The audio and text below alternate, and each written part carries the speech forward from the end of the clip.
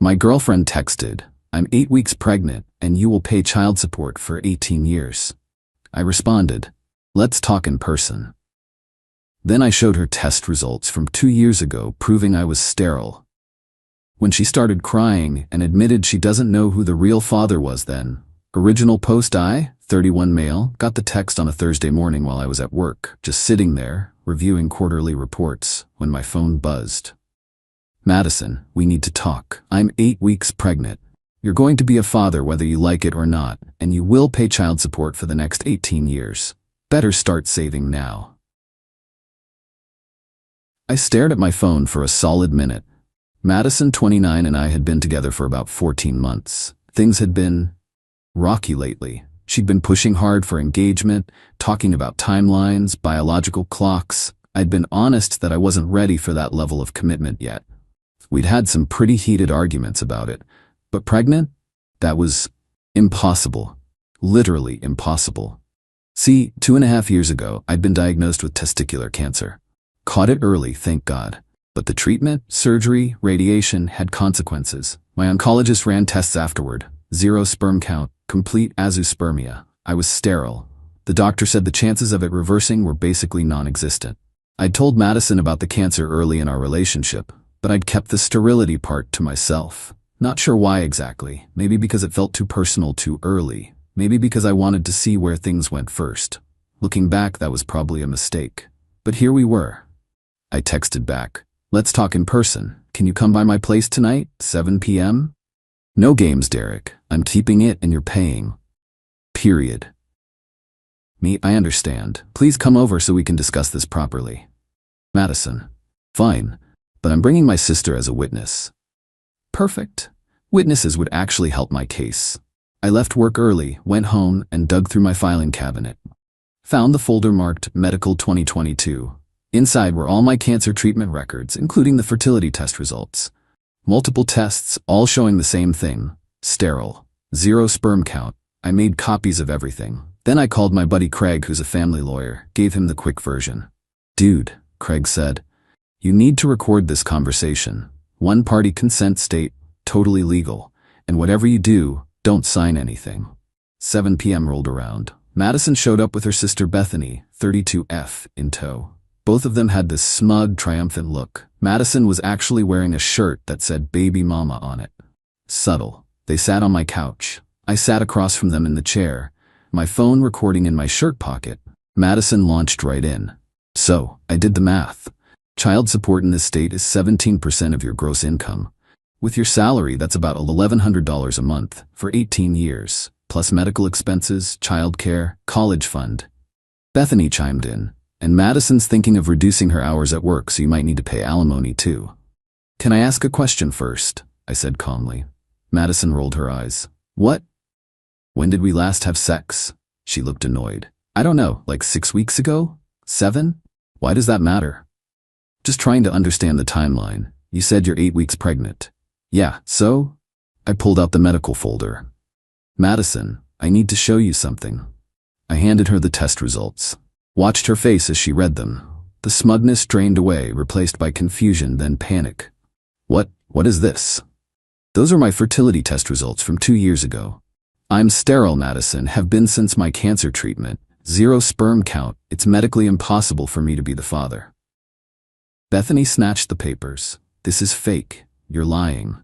There are 3 different test results there from 2 different labs. Look at the letterhead. Look at the dates. Call the clinics if you want to verify."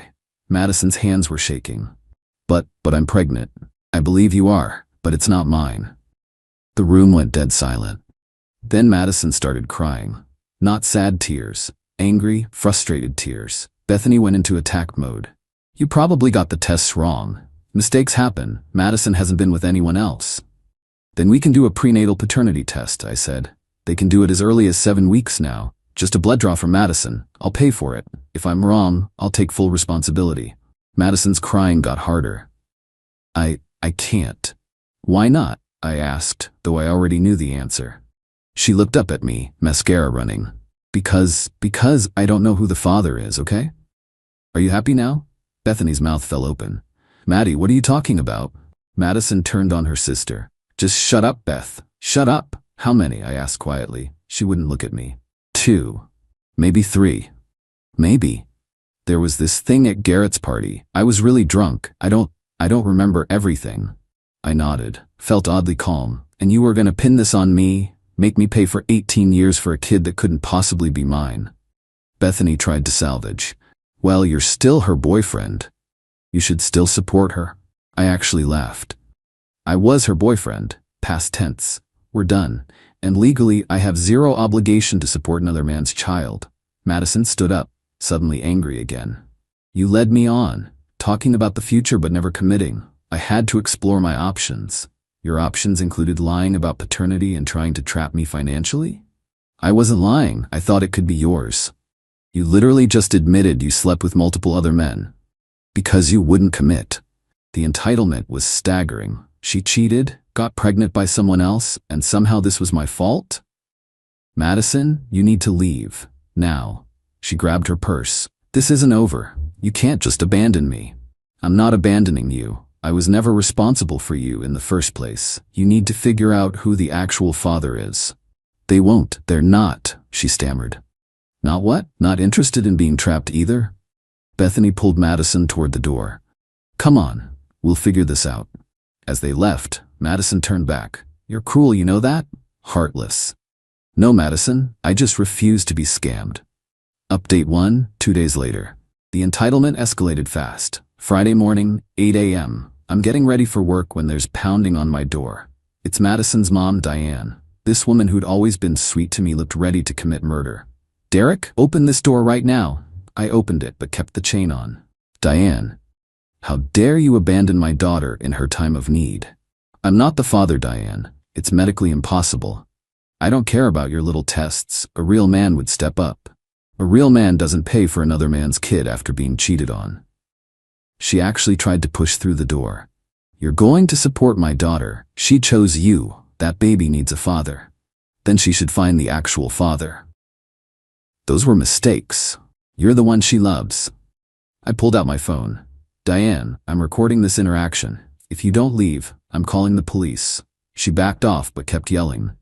You'll regret this. We'll destroy you. Destroy me? For not accepting paternity fraud? The delusion was incredible.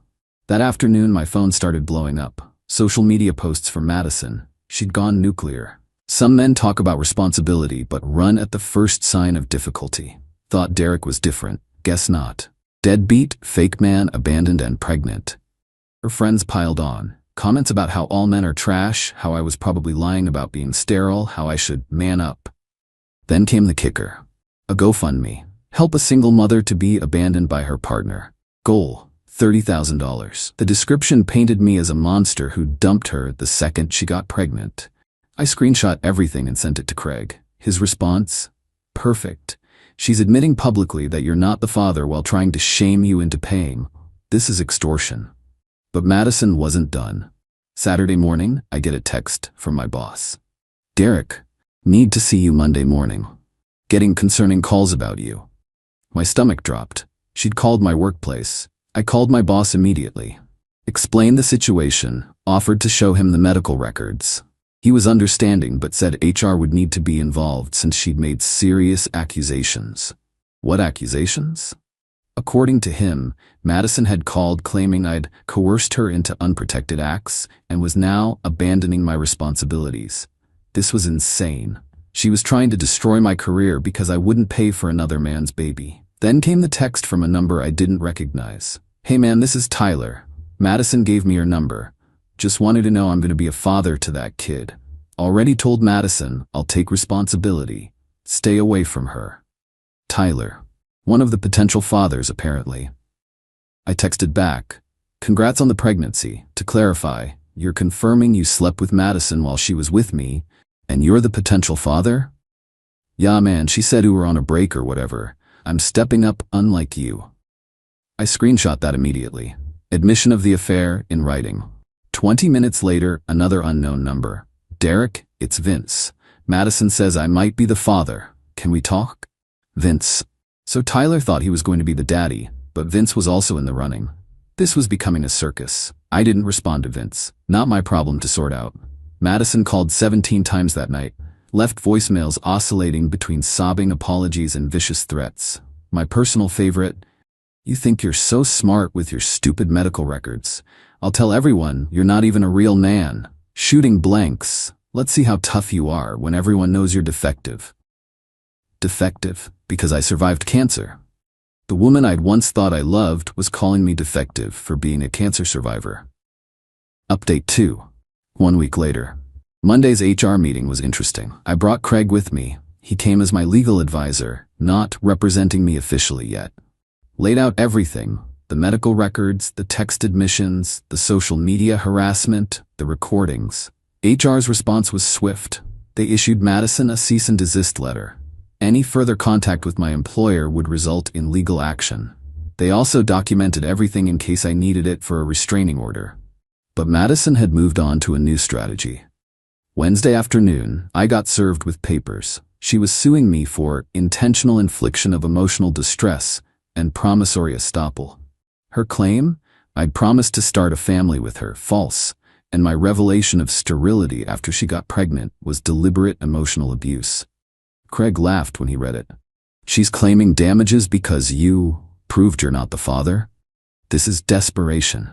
Her lawyer, some ambulance chaser named Phillips, had also sent a settlement offer. Drop the lawsuit for $50,000 to avoid lengthy litigation.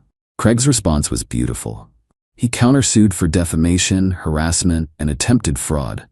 Included all the evidence: her admission of multiple partners, the social media posts falsely calling me a deadbeat, Tyler's confirmation of the affair, the recording of her mother threatening to destroy me. But the real circus was just starting. Madison's GoFundMe had raised about $3,000, mostly from her friends and family. But then someone, definitely not me or Craig Koff, posted Tyler's text admission in the comments. "Wait, so she was cheating, and she doesn't know who the father is, and she tried to baby trap the boyfriend anyway? Refund." The GoFundMe got bombarded with demands for refunds. Madison had to shut it down and return the money. Then came the battle of the potential fathers. Tyler had been all macho about being a real man until Vince contacted him. Apparently, they got into it on social media. Tyler posted about becoming a dad, and Vince commented, "Bro, Madison doesn't even know which one of us it is." Their public Facebook argument was legendary. Tyler accused Vince of being a deadbeat. Vince revealed that Madison had told him Tyler was just a one-time thing, but told Tyler that Vince was nobody important. They compared notes and realized Madison had been playing them both for months. But wait, remember the maybe 3 potential fathers? Enter Brandon. Brandon was the party hookup Madison barely remembered. Except Brandon remembered everything, and Brandon's girlfriend found out. How? Madison had drunk texted Brandon asking if he wanted to be a daddy. Brandon's girlfriend went scorched earth, posted everything on Instagram, screenshots of Madison propositioning Brandon while dating me. Madison begging Brandon to claim the baby. Brandon refusing and blocking her. The narrative Madison had carefully constructed, abandoned pregnant woman, crumbled spectacularly. Her sister Bethany tried damage control, posted about how women should support women and how everyone was victim-blaming a pregnant woman in crisis.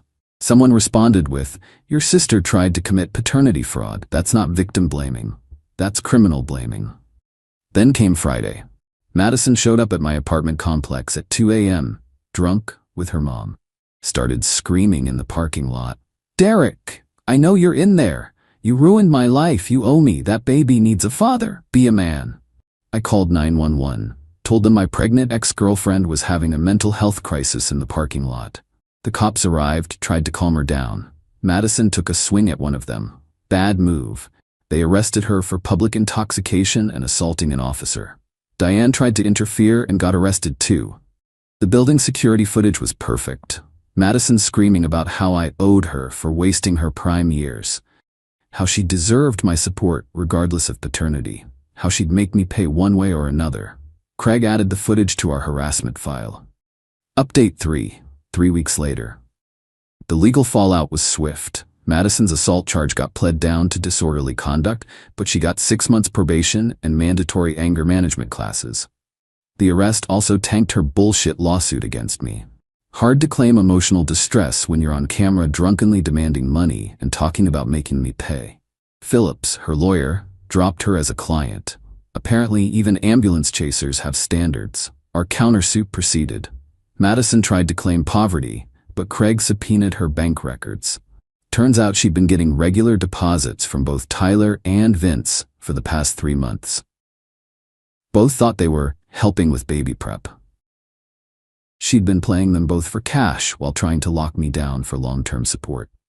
The judge was not amused. Ordered her to pay my legal fees, $8,500 and $5,000 in damages for defamation. Also granted a 2-year restraining order. But the paternity drama reached soap opera levels.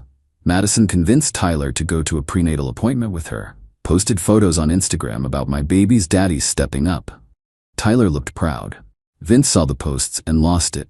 Commented with screenshots of Madison texting him the night before saying Tyler meant nothing to her. Brandon's girlfriend jumped in with more screenshots. Madison had apparently tried to reconnect with Brandon, saying neither Tyler nor Vince had long-term potential and maybe they could work something out. The 3 potential fathers eventually met up. Compared notes. Realized Madison had told each of them different due dates to match when she'd slept with them. Was playing them all. They agreed to all take paternity tests when the baby was born and let the results decide. But Tyler and Vince both stopped giving her money. Brandon had never started. Madison panicked. Started texting me from app numbers, emails from throwaway accounts, begging. The entitlement was still there, but wrapped in desperation. Derek, please. I chose you for a reason. You're stable. You have a good job. These other guys are losers. The baby deserves better. Don't you care about an innocent child? I made mistakes, but I love you. We can make this work. I'll sign whatever you want. Prenup, paternity waiver, whatever. Just please help me. You're really going to let your child grow up without a father? Even if it's not biologically yours, you could still be dad. Lots of men raise other men's kids. That last one made me laugh. The audacity to suggest I should be grateful for the opportunity to raise the child she conceived while cheating on me. I forwarded everything to Craig for the restraining order violations. Each violation was another nail in her legal coffin. Her mother Diane tried a different approach. Showed up at my work, in violation of the cease and desist, with tears and an elderly woman, Madison's grandmother. Security stopped them in the lobby, but Diane made sure to loudly announce, "His sterile sperm is going to make my daughter homeless." Her grandmother is heartbroken.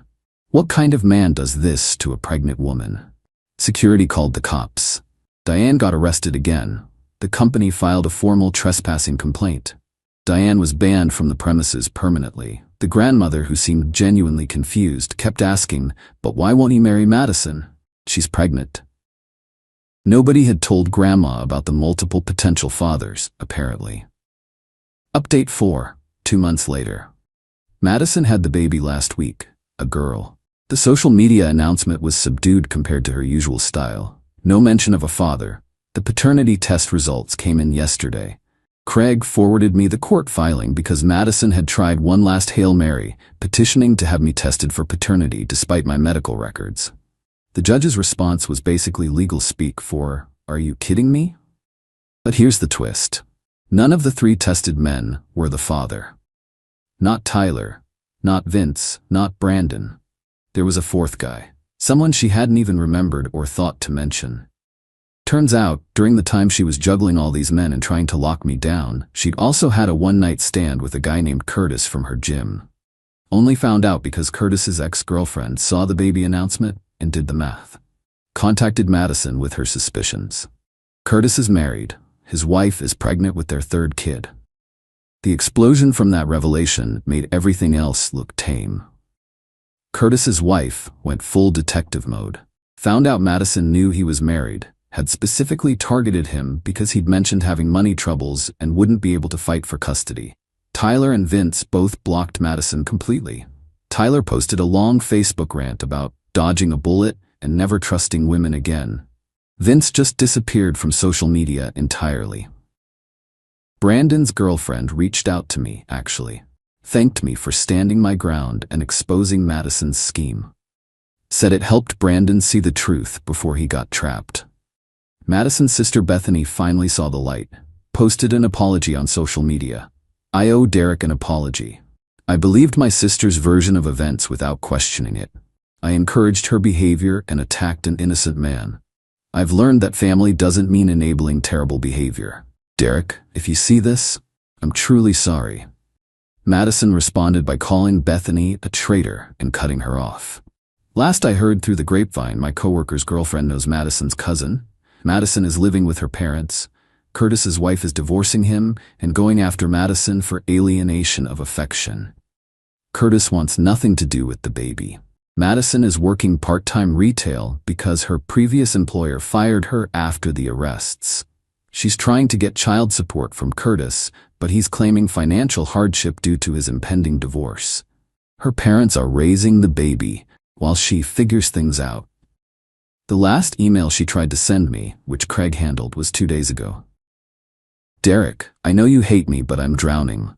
The baby needs formula and diapers. Curtis won't help. My parents are stretched thin. I'm not asking you to be the father.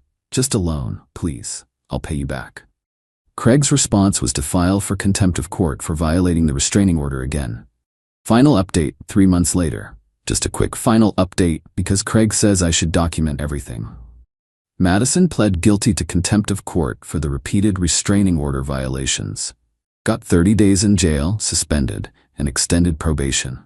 She also now owes me an additional $3,000 in legal fees on top of the original judgment she hasn't paid. Curtis's divorce was finalized. His ex-wife successfully sued Madison for $15,000 in an alienation of affection case. Madison declared bankruptcy to avoid paying. The baby's birth certificate lists no father. Curtis signed away his parental rights in exchange for not paying child support. Madison agreed because she needed him to not contest the alienation lawsuit. Her parents are basically raising the baby full-time now. Madison apparently spends most of her time trying to become an influencer mommy on TikTok. Has about 200 followers. Her videos are about surviving narcissistic abuse and single mom life. The comments are brutal.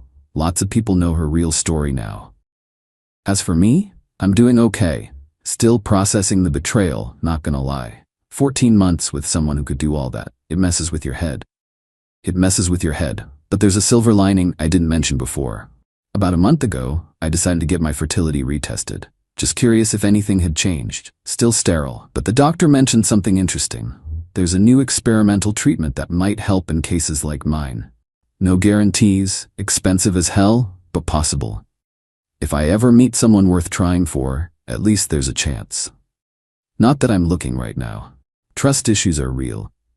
But my therapist says that's normal and healing takes time. Madison still owes me $16,500 total, original judgment plus contempt fees. Will I ever see it? Probably not.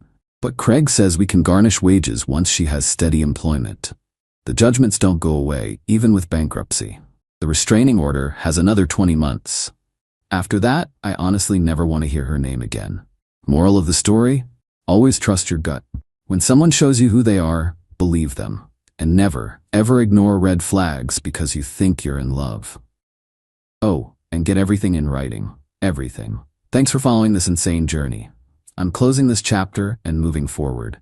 Life's too short to spend it looking backward at people who never deserved you in the first place. Peace out.